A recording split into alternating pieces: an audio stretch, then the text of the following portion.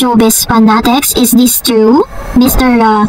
Daniel Padilla, abay inangasan itong si Mr. Alden Richards base sa report ni Manay Christy Permin. But bago tayo magsimula sa ating updates for today's video, of course, nais ko po muna magpasalamat sa lahat ng mga legit na nanonood, sumusubaybay, palagian po sa ating mga updates. Maraming salamat po. And for today's video, ito, pag-usapan muna natin yung good news, no, na talagang nasagap natin patungkol kay Miss Catherine Bernardo and Alden Richards. Dahil, according po sa ilang mga brand, si Mr. Alden and Miss Catherine Bernardo po ang isa sa pinagkakatiwalaan.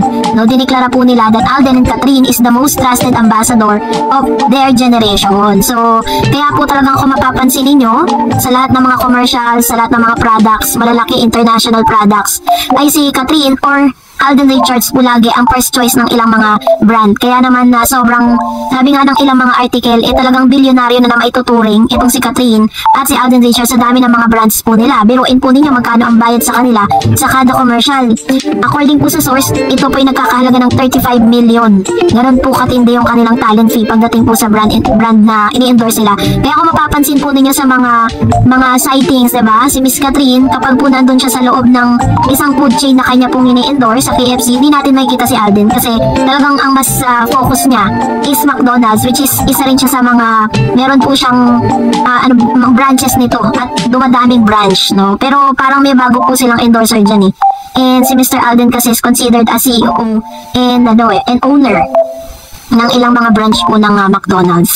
So, kaya naman sobrang kinocongratulate ng ilang mga fans si Miss Catherine at si Alden Richards dahil sa sobrang dami at mas dumadami pa, no, na kanilang mga endorsement products. So, and now, mas nakakaloka itong mga nasagap natin dahil meron pong inilabas na isang chika itong si Manay Christy Permin sa kanya pong channel sa Showbiz Now na kani-kanina lang, kung saan ito po ay nasagap niya patungkol sa pag-aangas nitong si Mr. Daniel Padilla towards Alden Richards. Anong po ito ng pagkilabis at pananalisik ng ating mga kababayan tungkol sa nakaraan? May close sa nakaraan yun.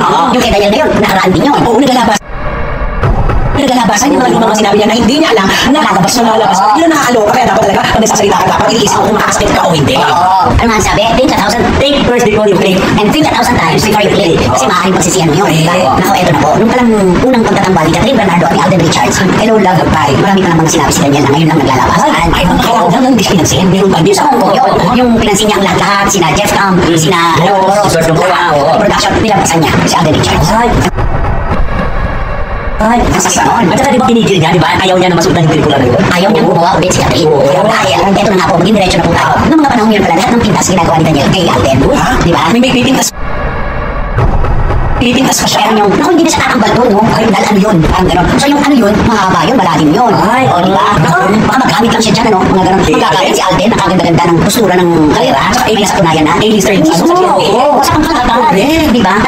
Muli na naman pong nakalkalang ilan sa mga naging actuation or naging ugali nga nito ni Mr. Daniel Padilla towards Alden Richards. No? Sa sinabi po ni Manay Christy Permin, may pagkakataon na nagkaroon po sila ng get-together. Kasama po si Jeff Tam. Siguro po ang sinutukoy dito yung kasal po ni Direk Cathy Garcia Sampana, kung saan namataan din natin si Alden Richards na naroon. Pero parang no pansin at talagang hindi po, wala talagang walang reaksyon or kumbaga parang kahit man lang mag-hi kay Alden Richards itong si Daniel, wala po siyang ginawang ganun. Bagkus ay nilagpasan lang niya. Binati niya ang lahat ng naroon except for Alden Richards. And we do not know. Kaya po talaga kung makikita ninyo, during that time na si Catherine ay nagpo-promote ng kanyang movie ng Hello, Love, at Goodbye noon, nagkaroon po ng make face, diba? Kung yung nagsa-circulate ng mga videos. Kaya ngayon, nagte-trend na naman ito. And I know there is a positive and negative na mga, na mga effects, Kasi ngayon, syempre, si Mr. Daniel, meron po siyang TV series. So, pinapaingay muli yung kanyang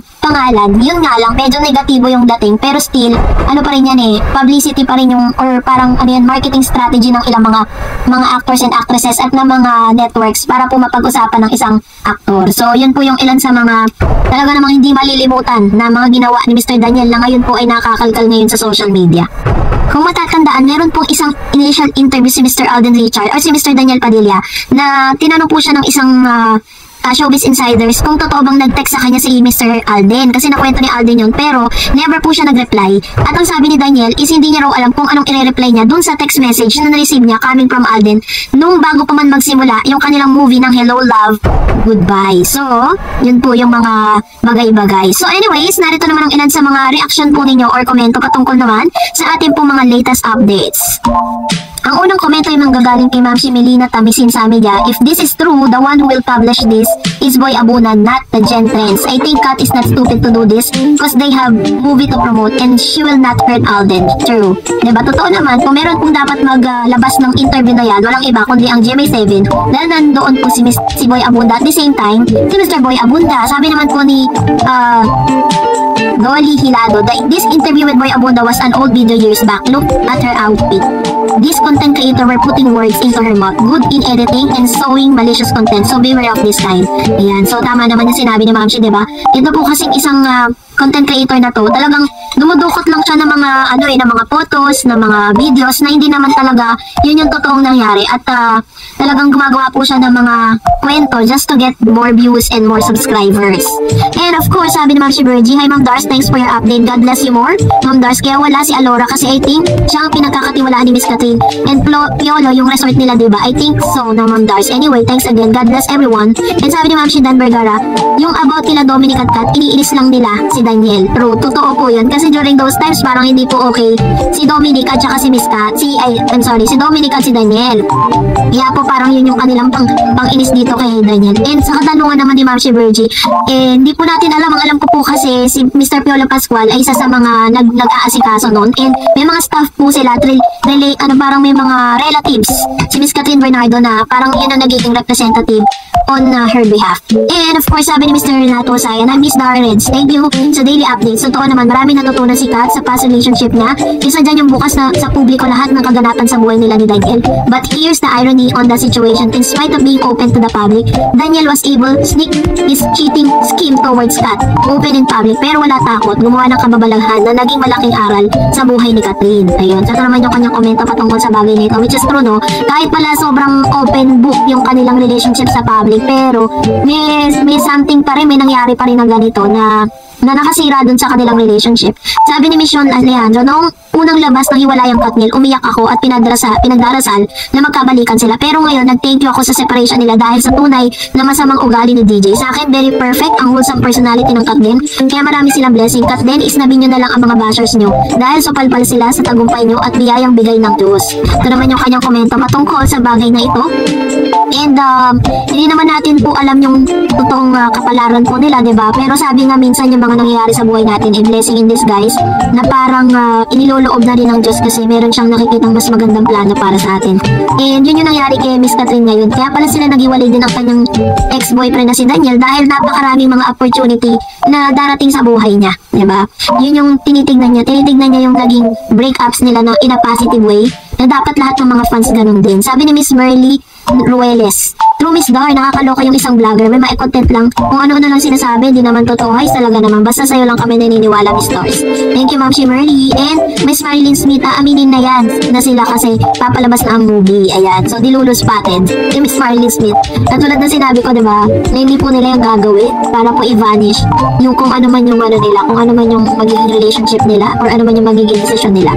And sabi ni Miss Annabel Garde, ako din nag-aabang, ni isa wala pa pong mga interview nila. Ano ba yan? Sila na din hiwalay na, wala pa nga eh, di pa nga sila nagpo-promote. Yes, it's not the right time, and just wait lang po. Thank you Miss Stars for the update. Di ba nga, nakakatawa lang yung mga lumalabas na mga news ngayon na parang hindi pa nga sila umaamin sa publiko na may relasyon na sila, pinaghiwalay na. Yun yung mga nakakaloka, diba? So anyways, maraming salamat po sa inyong mga komento, and that's it for today. For more videos and updates, please don't forget to like and subscribe, and please don't forget to follow my Facebook page, Dark Eds TV. God bless everyone!